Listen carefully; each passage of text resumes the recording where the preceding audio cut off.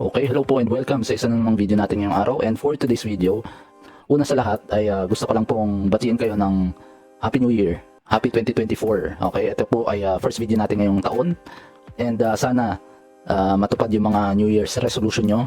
Okay, and sana goal naman natin, di ba, dito sa ating channel at sa ang advocate natin ay sana let's make the world a better place, di ba?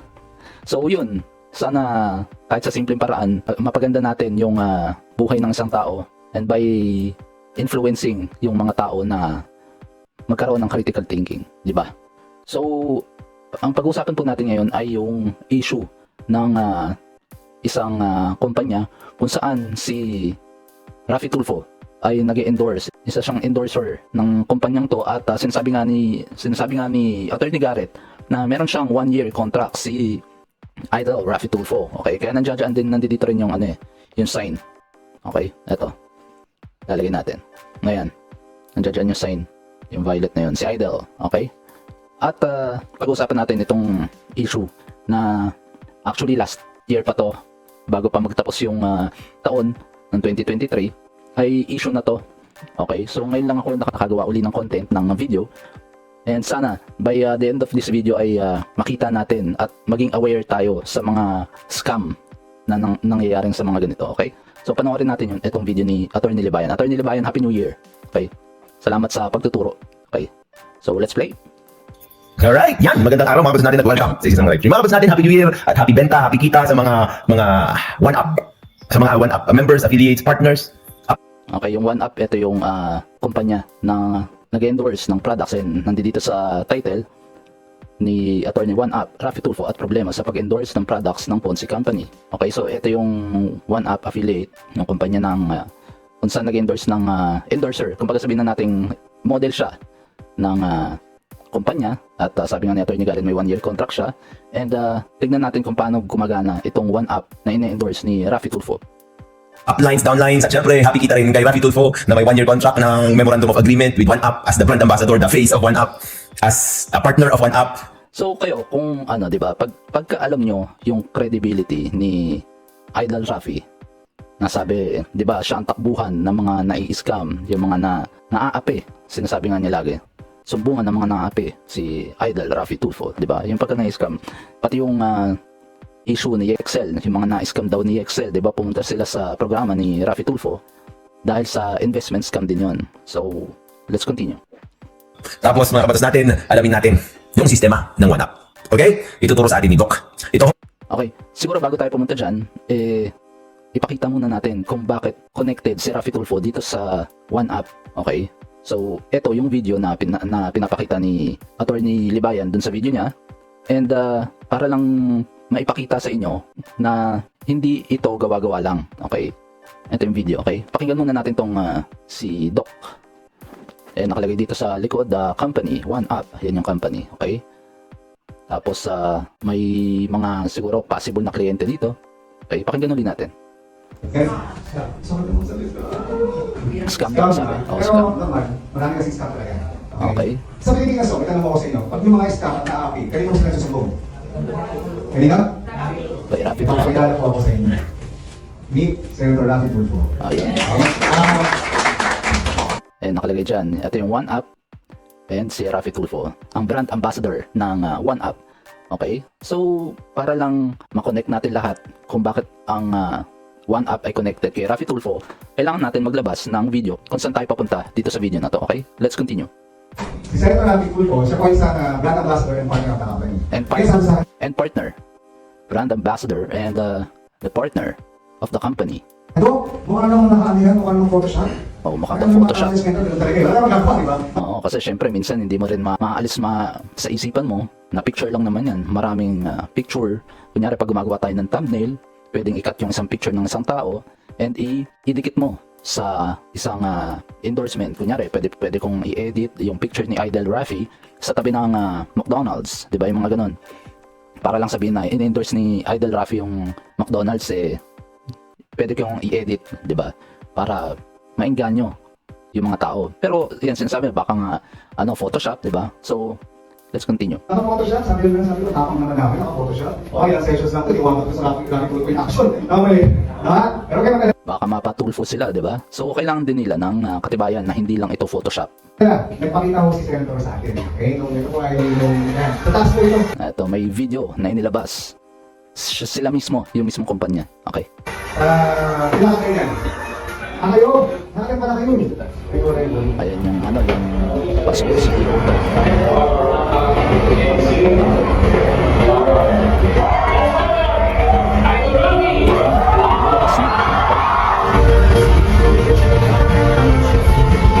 So confirm na si Idol Rafi with this video and picture na isa siyang endorser at nung sabi nga nung ano itong nagsasalita dito na isa siya din partner ng One Up dito sa kumpanya.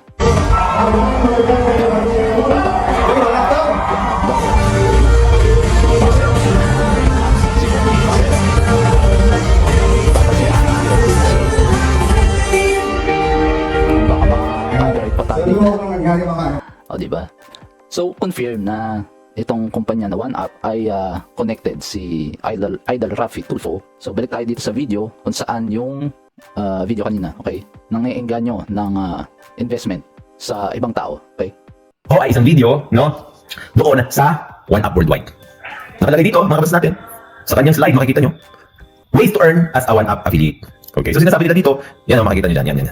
Ito, yan. Okay? Tingnan natin yung power nila, ha? At saka sabi kasi ni Rafi Tulfo daw, ini-endorse niya naman daw yung produkto.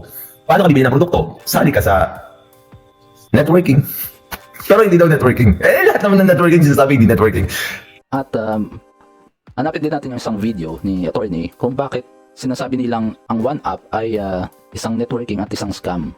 Ito yung episode ni attorney, ang title, Rafi Tulfo as endorser of a Ponzi scam, the many faces of Rafi Tulfo. Okay? So ito, ano na to, 8 days ago, well, last year. Ngayon na dito natin makikita kung bakit hindi maganda na ang isang senador ay nag-endorso. Kasi parang sinasabi nga nila ito ay isang conflict of interest din. Dahil in-endorso mo yung isang bagay hindi para sa kapakanan ng mamamayang tao dahil ikaw ay public servant, di ba? So pakinggan natin. Rafi Tulfo. Itong ipapakita nating mukha ni Rafi Tulfo ngayon, mga kabatas natin, ay as an endorser of a Ponzi scam. Okay? Mga kabatas natin, let's do it step by step. Una, ipapakita natin yung endorse niya, ng SEC. Tapos, pangatlo, mga kabatas natin, ipapakita natin yung damage control niya. Silang dalawa ni Attorney Garrett, mga kabatas natin. Okay? Let's see, no? Kung ano yung damage control, a Ponzi scheme, mga kabatas natin. And the mainstream media is still silent about it. Very good. Tulad nga ng tinatanong ng marami, what is the reason? Yung kahit na mag-promote si Idol Rafi ng mga Ponzi scheme, yung mga sabihin nating mali ng ginagawa, lalo na ni Idol Rafi Tulfo, ay hindi pa rin napapansin ng mainstream media. Kasi sila rin yung nagko-control kung ano bang dapat na ilabas na balita.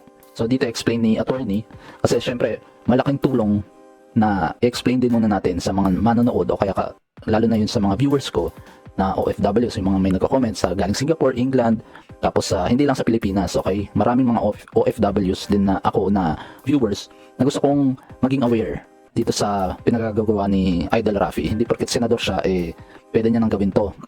Untouchable, sabi nga nila, di ba?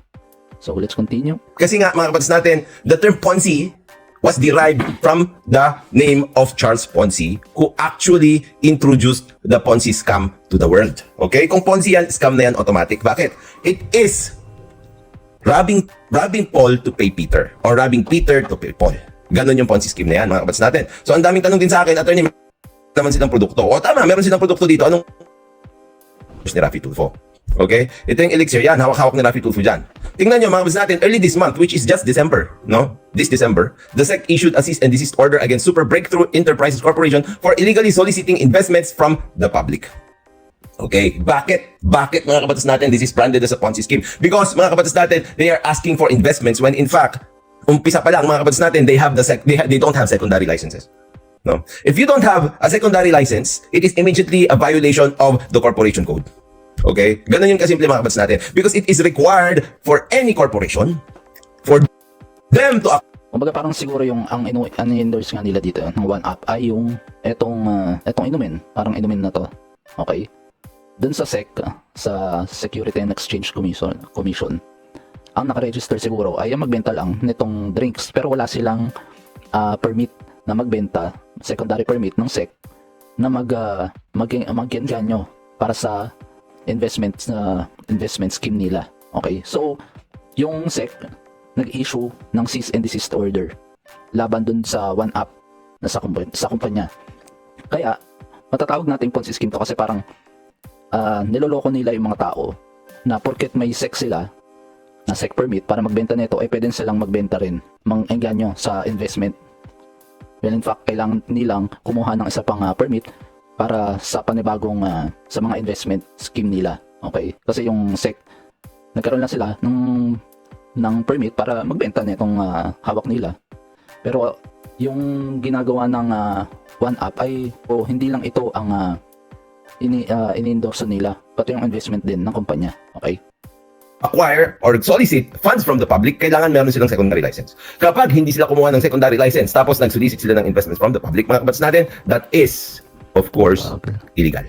Okay? Ngayon, mga kabatas natin, huwag muna tayo pumunta doon sa dahilan ni Attorney Garrett at ni Raffy Tulfo, yung damage control nila. Let's just stick first to the fact na a defiant Ponzi scheme or scam has Tulfo as endorser. Ano ba kasi ang problema dito, mga kabatas natin? Ang problema kasi dito, mga kabatas natin, kapag ganyan, no? Kahit anong gawin ng SEC na magkaroon ng advisory dito, mga kabatas natin, tingnan nyo. Katulad ng nangyayari rin sa Raffy Tulfo in action. Okay? If you are backed by a very strong personality, a very famous face, a very famous Asko, dahil sa senator. So, yun nga, pinakita rin naman natin kanina yung video dun sa video ng OneUp worldwide na pagka sinabing scam, pagka sinabing investment, anong unang pumapasok sa utak nyo? Diba? Scam. Okay? And siya na rin nagsabi na saan ba tumatakbo yung mga taong na-scam sa Raffy Tulfo in action kay Tulfo. And at the same time, pinaliwanag niya bakit sila pwedeng pagkatiwalaan. Okay? Dahil ang endorser nila ay mismong si Raffy Tulfo, yung sumbungan ng bayan. 'Di ba? So, yung mga tao na gustong mag-invest dito sa OneUp ay maingganyo. Kasi syempre, pagka ako nakita ko na pati si Idol Raffy pinagkatiwalaan yung OneUp para sa investment. I-invest na rin ako, 'di ba? Yung mga ganung pag-iisip. At to make the story short, lalo na yung mga OFWs na nakakapanood at na maingganyo ni Raffy Tulfo, makikita itong commercial na to o yung panghikayat ng mga videong ganito, syempre maingganyo silang mag-invest ng naipon nila para nga naman kumita ng madali sa mga ng pera. Kasi maraming OFWs rin naman na gusto nilang umuwi na at magstay na for good sa Pilipinas. Parang, bakit ba ako nagtatrabaho sa Pilipinas? Para syempre kumita. Kung kaya ko namang mag-invest at nasa Pilipinas lang ako, kikita yung investment ko. Diba? Bakit hindi? Di uwi na ako ng Pilipinas at di umiikot pa rin naman yung pera ko dahil dito sa mga investment, lalo na ina-endorse pa ni Raffy Tulfo. At saka, sabi nga ni Doc Butch na endorser, brand ambassador and partner ng OneUp, itong si Raffy Tulfo. Okay? Yan, Yan yung drawing niya left and right. Pyramid Oo. Okay, ito yung pinapakita ni attorney kung paano gumagana ang Ponzi scheme. Okay? Yung mga kumpanya na nag-endorse ng pyramid scheme o kaya mga Ponzi scheme na tinatawag nila na paano kumikita. And bandang huli, ang nalulugi ay yung mga taong nag-i-invest. Okay? Tingnan nyo. Nagagawa niya na yung pyramid. Meron na yung tip ng pyramid tingnan nyo si Doc. Nasa tip na siya ng pyramid. Ayan, tip na ng pyramid yung explanation niya. Yan.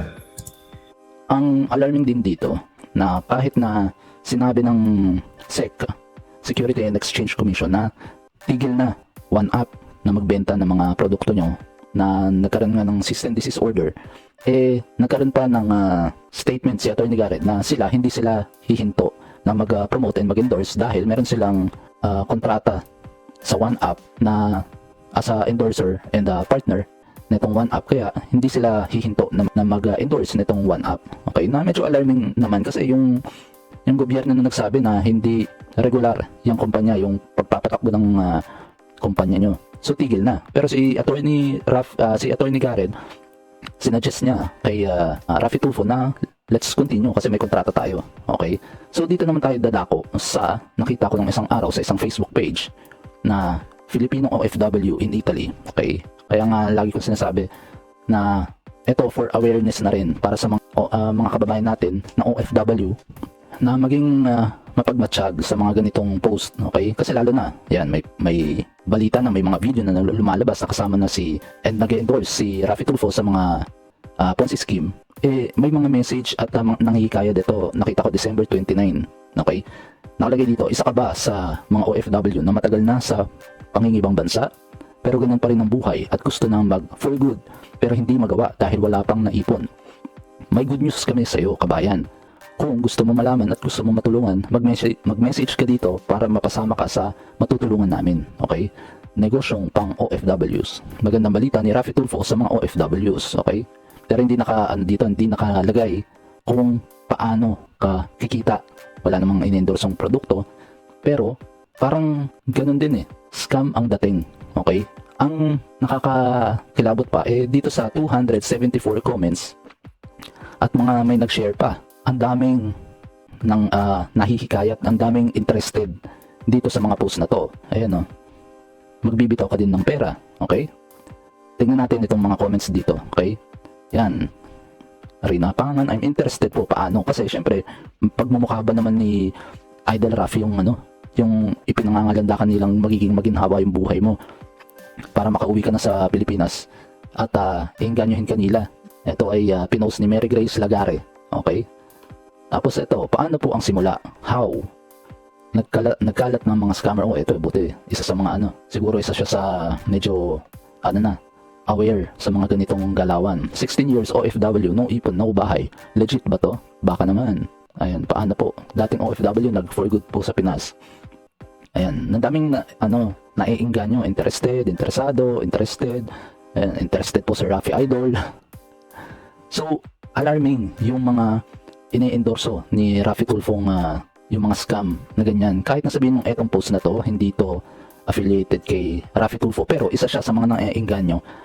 Katulad nitong kumpanya ng OneUp na mag-invest sa kumpanya nilang OneUp, may mga business orientation pa, okay? Pero pagdating sa SEC, yung permit nila wala. So yung mga OFWs na gustong umuwi na in for good, tapos makikita nila yung etong videong to ng OneUp Worldwide. Kailan lang to? December 2. Tapos may 1-year contract pa. Ibig sabihin 1 year kang mag-endorse ng mga ganitong produkto na scam, na Ponzi scheme. Tapos makakakita ka ng ganitong post. Actually hindi lang to si Mary Grace Lagare. Isa lang to sa mga nakita kong nag-endorse. Ito, meron din. Parehas lang. Isa ka ba sa mga OFWs? Iba naman yung nag-post. Jaime Mojeco Salagsag. Ayan. Pinost niya din to sa Filipino OFWs page. And yun din. Dito sa mga comments, ito naman ay may 100 comments and 2 shares. I'm interested, Senator Idol Raffy Tulfo. 25 years na akong nag-abroad. Mahirap pa rin ang buhay. Kayod pa rin. Tapos yan, Idol, gusto ko po, sana matulungan niyo ako makabangon. Galing may Qatar. Wala din doon nangyari. Di maganda. Ganun din po, may salbahe. Wala po talaga sobrang late. Salary, gusto ko po sanang sumubok. O like kahit food packer, pero gusto ko malaman yung offer niyong Idol. Okay. Sobrang daming OFWs yung interesado sa mga easy money. Sana yung mga OFWs na makapanood na itong video ko ay maging aware na dahil dito sa investment scam na pinoropromote ni Idol Raffy na senador ng Pilipinas, na dapat hindi siya nag-endorse ng kahit anumang produkto. Dahil senador siya, dapat lagi niyang iniisip niya ay kapakanan ng Filipino people. Ito ay nagiging pang sariling kapakanan lang. Okay? Para makainganyo siya sa kumpanya, para kumita yung kumpanya at kumita siya. Okay? Kasi hindi mo pwede sabihin na hindi totoo. Kahit sabihin mo etong post na to, ginagamit lang si Tulfo para manginganyo. Sigurado scam to Tapos gagamitin yung picture niya, pero kung ang OneUp walang permit para sa mga investment na business, scam to. Scam din yung pinopromote ni Raffy Tulfo. Okay? So sana maging aware tayong mga OFWs, lalo na yung mga nakakakita nito. Sobrang daming tatanong paano. How po sir? Sana po matulungan niyo ako. May I know how. How po Idol? Diba? Eto Saudi 7 years, wala pa rin naipon. Nagiging interesado siya. Kung eto man ay itong post na to sa mga OFW page, sana maging aware kayo na scam tong mga ganito. Pero kasi mahirap na hindi mo isipin na scam to kasi nga may lalo na itong one up ay may muka ni Raffy Tulfo, 'di ba? Sana maging mapagmatsyag po tayo. Okay, critical thinking, walang ibang paraan para kumita ng madali kundi yung paghirapan mo. Okay, hindi yung easy money ganitong investment scam. Tapos pagka nalugi ka o hindi ka kumita, tatakbo ka sa mga kay Tulfo o sa mga magdedemanda ka o ganyan. Pero bandang huli, nawalan ka na ng kita, ipon, nakakadismaya yung mga ganon. Okay, sana mabuksan na rin yung isip nyo na hindi to yung totoong tulong na kahit ang mukha ni Raffy Tulfo, hindi yun yung guarantee na kikita kayo sa mga ganitong paraan, mga Ponzi scheme and investment scam. Okay? So, yun lamang po. Please, mga kababayan ng OFWs, huwag. So, yun lamang po. And please paki-follow ako sa Facebook page and paki-subscribe na rin po ako sa YouTube channel ko. And maraming salamat po uli sa mga sumubaybay dito sa video natin ngayong araw. And hanggang sa susunod, ingat po tayong lahat. Ciao, ciao.